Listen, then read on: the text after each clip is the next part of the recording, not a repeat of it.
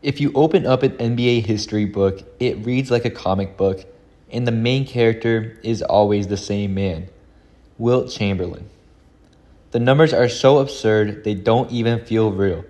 In 1962, he scored 50.4 points per game. Just think about that for 1 second. Modern fans already lose their minds when a superstar averages 33 or more points per game for a season.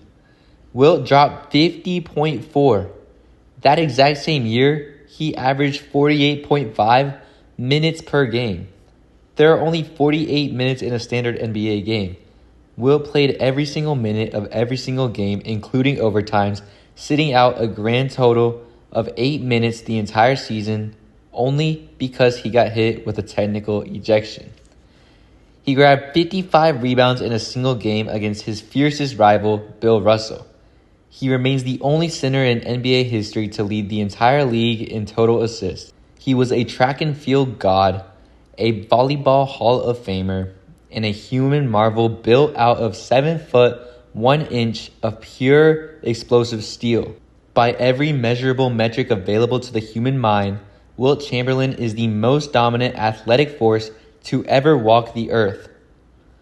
But sports metrics are lying to you, because while Wilt was rewriting the limits of mathematical probability, he was losing constantly. During the most dominant statistical decade of his career, the 1960s, Wilt Chamberlain only won 1 championship. His primary rival, a man who averaged a meager 15 points per game on atrocious shooting efficiency, won 11. When the lights got bright, when the regular season show tuned out and the physical, psychological warfare of the NBA playoffs began, the greatest statistical engine in history didn't just stall, it fundamentally broke down. In this video, I'm going to be looking past the box scores, and I'm going to be looking past the 100-point game, past all the myths, and I'm going to look at the actual game tape. I'm going to be breaking down the terrifying tactical truth of the Wilt Chamberlain paradox. How the most dominant individual athlete in history actually made it harder for his teams to win a championship. And I know he has 2 rings, but this was an era where it's way easier to win championships because of the fewer amount of teams, and they're not in a parity era like they are today. Before we dissect Wilt's playstyle, we have to dismantle the most common excuse his defenders use. For decades, the narrative has been, Wilt didn't win because Bill Russell played with a Hall of Fame roster, and Wilt played with garbage, and Wilt played with plumbers. This is historically inaccurate. It's just an illusion created by the Hall of Fame voters themselves. Many of Russell's teammates are in the Hall of Fame because they won 11 rings together as a cohesive unit. But if you look at raw individual talent, Wilt played with absolute killers. Early in his career, he had Paul Arizin and Tom Gola, both multi-time All-Stars and absolute legends. Later in his career, he played alongside Guy Rodgers, one of the premier playmakers of the era, and Nate Thurmond, an all-time top 10 defensive center. When he went to Philadelphia, he was paired with Hal Greer, Chet Walker, and Billy Cunningham, and in LA, he shared the court with Jerry West and Elgin Baylor. Wilt Chamberlain was almost never short on talent. The issue wasn't the pieces on the chessboard. The issue was just how Wilt insisted those pieces be moved. To understand why Wilt's teams failed in the postseason, you have to look at the massive, unprecedented drop-offs in his own production when the regular season ended. His career points per game in the regular season was 30.1, but his career points per game in the postseason was 22.5, which is a 7.6 points per game difference. And in his peak scoring season, where he averaged 50.4 points per game in 1962, in the playoffs, he averaged 35 points per game, which is still absolutely incredible, but it's a massive drop-off of 15.4 points per game. And then his field goal percentage also dropped off. In the regular season, he shot about 54% from the field. Obviously, they didn't have a three-point line. But in the playoffs, he shot 44% from the field. If you just look at those numbers, that is the largest scoring drop-off of any top-tier superstar in basketball history. Michael Jordan's scoring went up in the playoffs LeBron James's volume and efficiency went up, and Shaquille O'Neal became more lethal, all come playoff time. But Wilt Chamberlain shrunk by nearly 8 points per game for his career. In his absolute peak scoring season of 1962, his output dropped by a staggering 15.4 points per game in the postseason. Now, why is that? It's because the regular season is an ecosystem where raw, individual, physical superiority can feast on tired, uncooperative, and uncoached teams.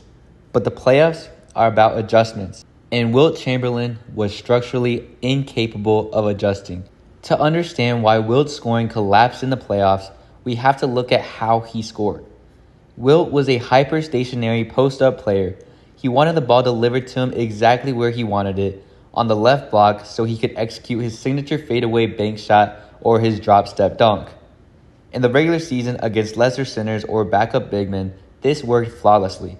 But when you play a 7-game series against an elite, disciplined defense like Red Auerbach's Boston Celtics, a predictable offense is a dead offense. Because Wilt insisted on dominating every single possession, his teams fell into a trap known as a systemic stagnation. Now, how this usually worked was Wilt would establish deep position on the block, and the other 4 players on his team became static spectators, standing around the perimeter, waiting to feed him the ball. Motion would completely stop.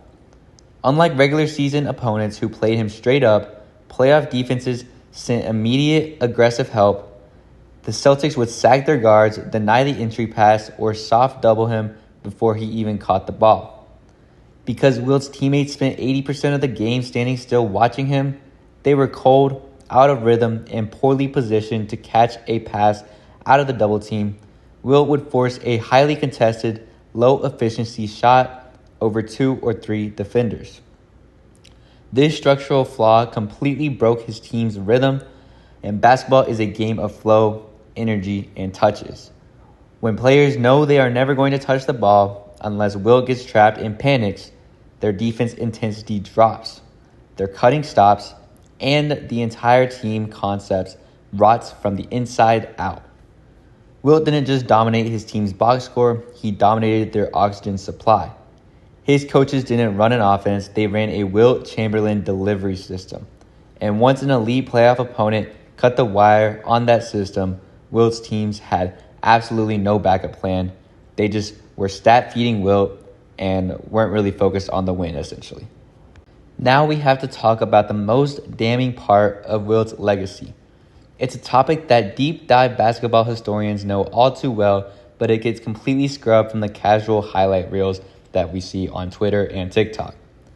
Wilt Chamberlain was deeply, pathologically obsessed with his individual statistics, often at the direct expense of winning basketball games. Wilt cared immensely about public perception. He hated being called a selfish hog, he hated being called a loser, and whenever the media criticized a specific aspect of his game, Wilt would completely alter his playstyle the next season just to achieve a statistical milestone to prove them wrong. Let's look at the famous 1967 to 1968 season. The media criticized Wilt for being a black hole who never passed. So Wilt decided he was going to lead the NBA in total assists. On paper, it sounded incredible. A 7-foot center leading the league in assists? What a playmaker. But if you talk to his coaches and his teammates from that era, the reality on the court was completely infuriating. Wilt became an assist hunter. He wouldn't catch the ball deep in the paint, right next to the rim where he could easily score an efficient layup, and he would refuse to shoot. Instead, he would hold the ball, waiting, waving his arms, forcing his teammates to cut or shoot highly contested jump shots just so he could secure a tally in the assist column. If a teammate caught a pass from Wilt and took dribbles before shooting, which would negate his assist, Wilt would scream at them or refuse to pass to them for the rest of the game. He was playing an entirely different sport than his teammates.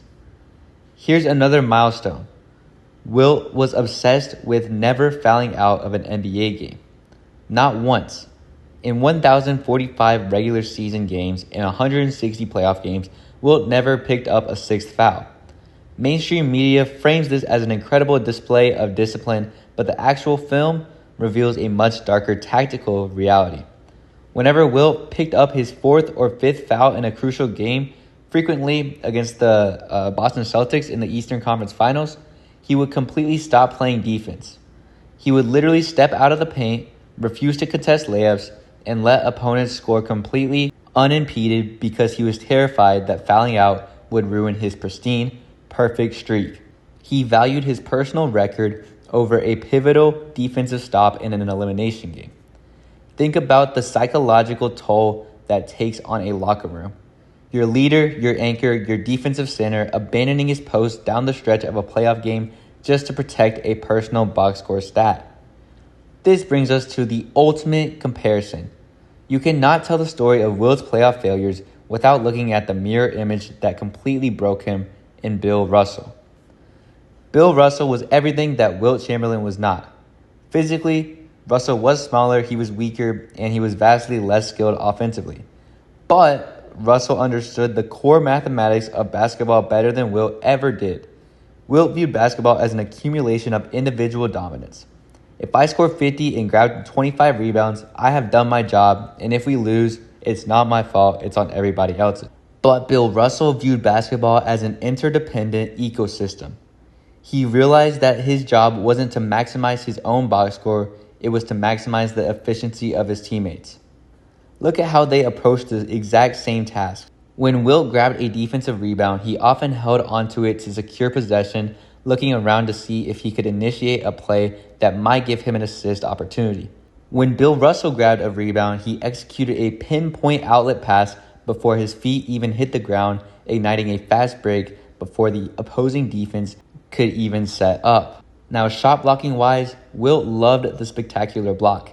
He wanted to swat the ball out of bounds into the third row, sending a psychological message to the crowd. Russell blocked shots with a delicate touch, tipping the ball softly to himself or directly into the hands of a breaking teammate to start a transition bucket. One was a highlight, the other was a 2-point swing, and I've already made a video talking about Bill Russell. Make sure you go check that out. But that's not what we're here about. We're here about Wilt Chamberlain. The ultimate proof of the Wilt Chamberlain paradox lies in what happened when he actually did win. Like I mentioned earlier, Wilt won 2 championships in his career. In 1967 with the Philadelphia 76ers and in 1972 with the Los Angeles Lakers. And how did he do it? By completely abandoning the statistical pursuits that made him famous. In 1967, under coach Alex Hannum, Wilt stopped trying to score. His average plummeted to 24.1 points per game, which is still very good, but it was the lowest of his career up to that point. But his efficiency skyrocketed, his defensive movement unlocked, and his team set the then record for the most wins in NBA history, absolutely steamrolling Bill Russell's Celtics in the process. And in 1972, with the Los Angeles Lakers, he only averaged 14.8 points per game, focusing entirely on rim protection, screening, and sacrificing his ego for Jerry West and Gail Goodrich. The tragic irony of Wilt Chamberlain's career is that he was entirely capable of playing winning, selfless championship basketball. He possessed the tools to be the undisputed greatest team player of all time, but for the vast majority of his prime, he chose the numbers. Wilt Chamberlain is not a failure. He is an American legend, a cultural icon, and an athletic specimen we will likely never see again as long as the game of basketball is played. Now, I do think Wilt Chamberlain is a top 20 player ever. He's incredible talent. He's the greatest athlete the game of basketball has ever seen. And this video is not meant to dog on him or anything. I know I sound like a hater right now. I think what Wilt did was absolutely impressive. But I do think it's kind of crazy when you average the numbers that Wilt did and you only have 2 championships to show for it. And I kind of wanted to make a video breaking down that. Because Wilt Chamberlain's career serves as the ultimate historical warning. It is the definitive proof that individual statistical dominance does not automatically translate into winning basketball. Box scores can be manipulated, records can be hunted, a player can completely dominate a stat sheet while simultaneously suffocating the life, flow, and championship potential of his team. When we look back at the history of the game, we shouldn't let the glare of the 100-point game blind us from what actually matters. Basketball isn't played on a spreadsheet, it's played on the court. It's played with 5 people moving as one, and is won by those who realize that sometimes the only true way to win is to stop counting. That's going to wrap up this video, so let me know in the comments, if Wilt played with Bill Russell's mindset from day one, how many rings do you think Wilt would actually have? Do you think he'd have more than Bill Russell? Because I think he could have at least 15 if we're being real. Make sure to like and subscribe because these videos take a very long time to produce. And turn on notifications for more daily NBA content.